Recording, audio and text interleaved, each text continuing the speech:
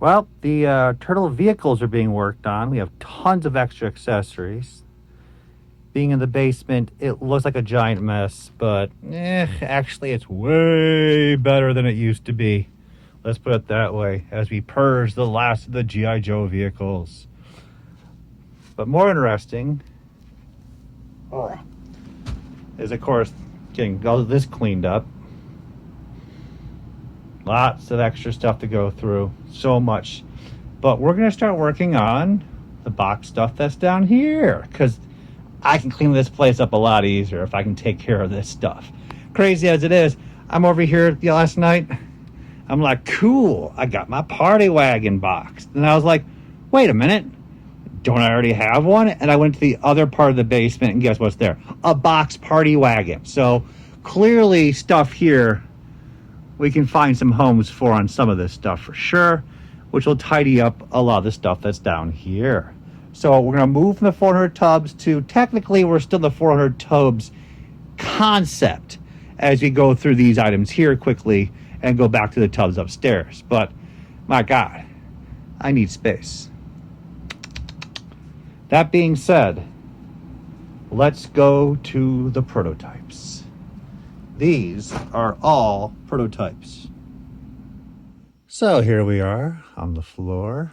Behold the room of evil. Ugh. It's not as bad as it looks. Once you actually sit down, you're like, okay, it's been organized out. The Joe stuff's all completed out. And not that bad.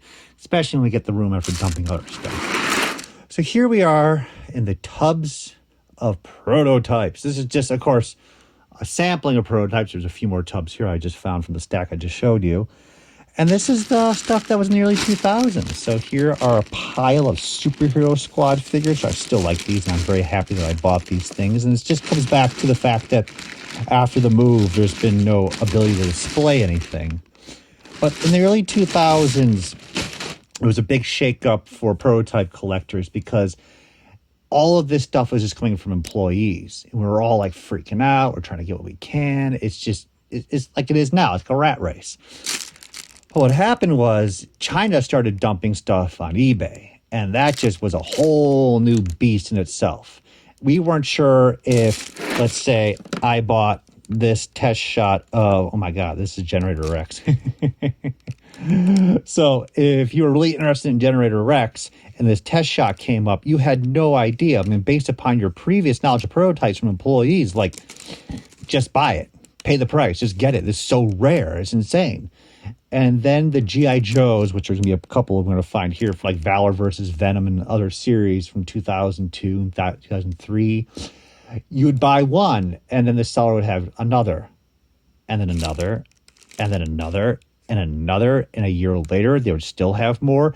And that's where the different beast comes in the fact of, like, you didn't know how many they had. So the 2000s kind of blew a door open, like Prototype Alley and all those things from China, where we just weren't sure. But at least most of the time we were paying a really fair price.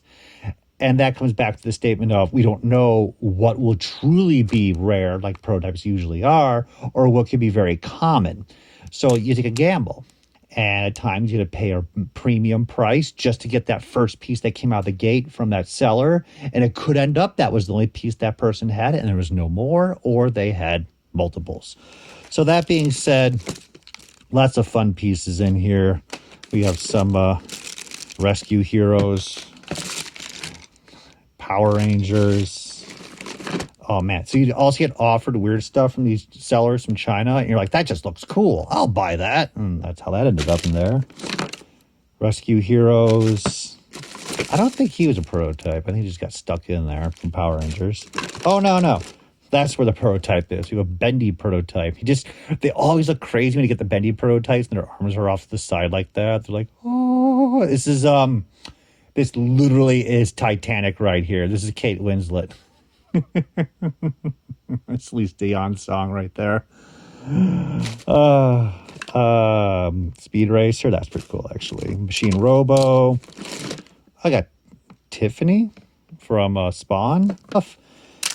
And it was just fun to do this. So I'm still enjoying a lot of these things. I mean, when you're paying $10 for Lantis, the guy. Oh, we got Tengu. I should get them both behind each other. So a proper Titanic at the front of the Titanic. I have to say I can't play the music because we'll get copyright struck. See, here's Power Rangers, and this is classic example. So these are all the Ninja Force, and I was like, oh, hell yeah, Power Rangers. I'm going to buy up this stuff. I like this stuff. So you'd buy it all up and are excited for it, and to find out you're paying 15 to 20 bucks each then, and most of these are still only worth 15 to 20 bucks now. So I got a little pile of here.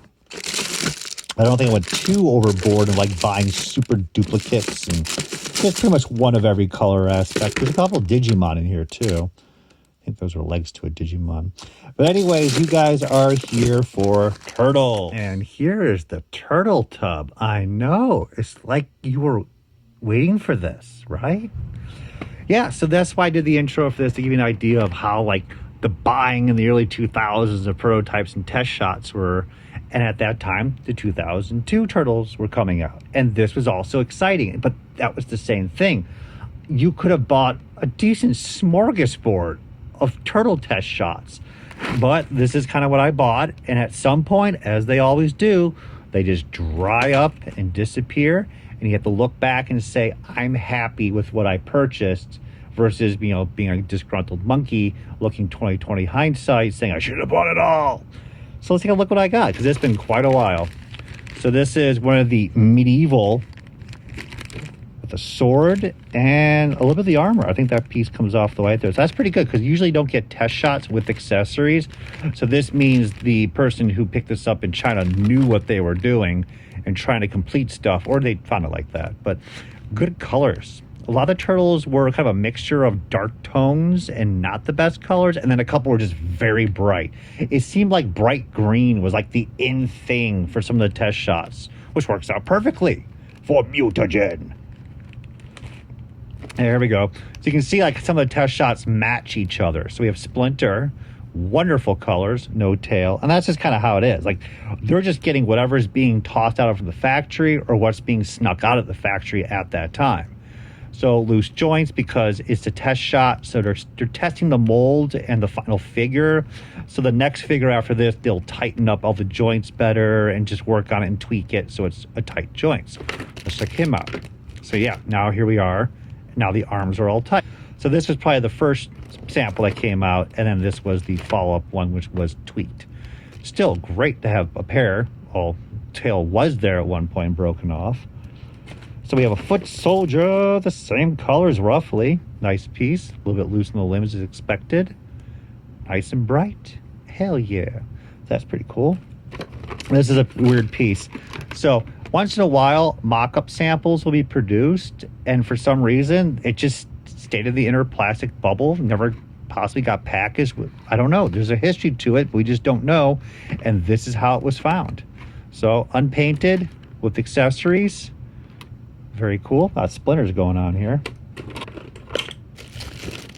Oh, I forgot his name. It's getting a little late in my day right now to figure out all the later characters' names in the 2000 series. But yeah, good colors, see-through cape, completely non-production colors is what we're aiming for these prototype Turtles. And that's what I was trying to buy for it. But at times, like the mutated Don here, that's the best you could get. You pass on this mutated Don, and then you'll never get one ever again. So you just be happy you bought this one, because one may never have shown up in all those bright, fun colors. So I'm still happy to buy him, and he's got no... Oh, there's markings on the feet. Sometimes they don't have markings. When they get this close to final production samples, they'll usually have markings. One of the Dark Turtles. That's pretty cool. Everybody loves this series from the future. I don't think I got any others. I think it was just this one. So still happy to have him. I wish he was a little more brighter in colors. But hey, as I said, just be happy that you got one, right, guys? Continuing on, Casey Jones, I remember, was the most common almost for all these first shots that were coming out. Oh, there's a little bit of silver spray app on that.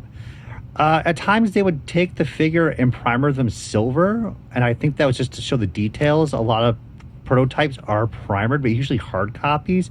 We never got a full idea exactly what was happening, or it's just possible this figure was just sitting really close to a spray app machine. Again, it's all conjecture when it comes to weird things like that. But I don't think I have one of these. That's kind of crazy. I think I let go of all those in the past.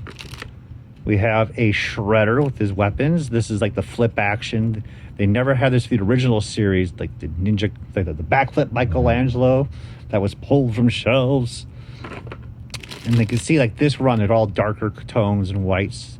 So this is I forget, is this Ralph? The belts are different on me versus the original stuff. So I'm a little off on that. But still very nice, pops very well. And I have an all black one. This is Leo. That's pretty cool. Little green highlights there for the arms. That's nice. Oh, wait, I take that back. So this figure is all primered black, but was green underneath. Isn't that cool? And as I was saying, like, what were they up to? Were they going to hand paint the figure, spray it a darker green? Like, who knows? The Shadow knows. That is cool. So it's the same Shredder as before, but now in the bright colors. That one's much, much better. That one just pops. Wow. Now, I do like the clear white on the black. So, like, whoever was making the test shots at this point was very artistic in their choices of colors. Because sometimes toy line test shots, they really are mundane and boring. And then sometimes you get great color combinations like this. I mean, let's go back to the superhero squad here. Most of these are dark tones, one-shot pieces. There's the Hulk's a little different. But that's it. It's just boring. Now, that's cool. This one's going to be, I don't know, because the belt's missing. But that's pretty neat. I like the colors. That is the big red shell in the back versus all the lighter muted colors. That one's a cool one. Oh no, this isn't him. That guy has the jacket on, unless he's missing the jacket. No, I do have that figure kicking around somewhere. This might be like Splinter then.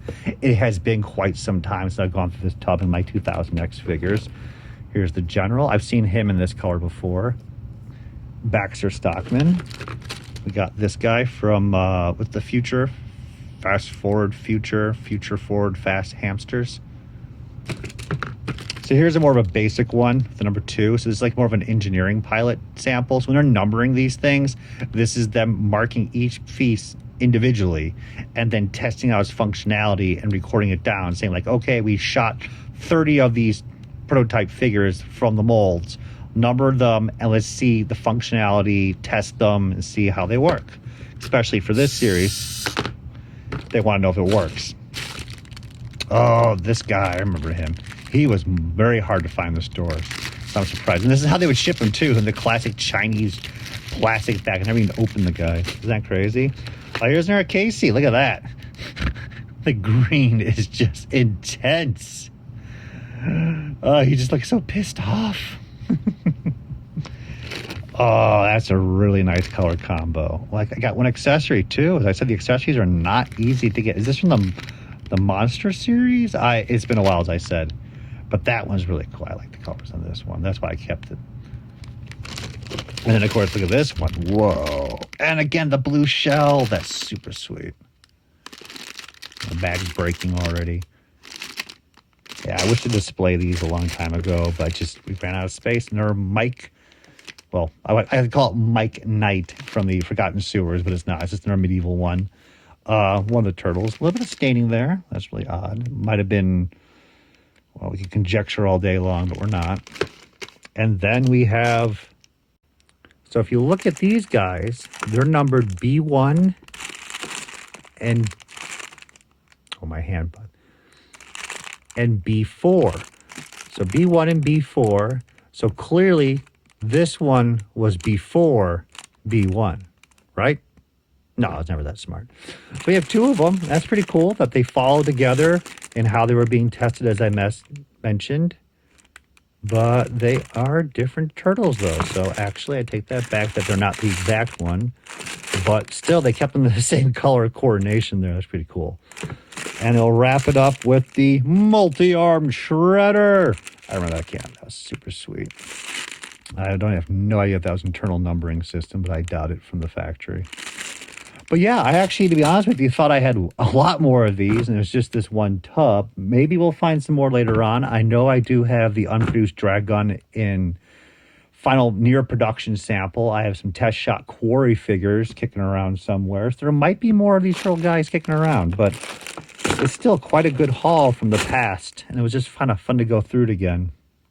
But we got tubs and tubs of test shots. And we'll get around to those videos soon.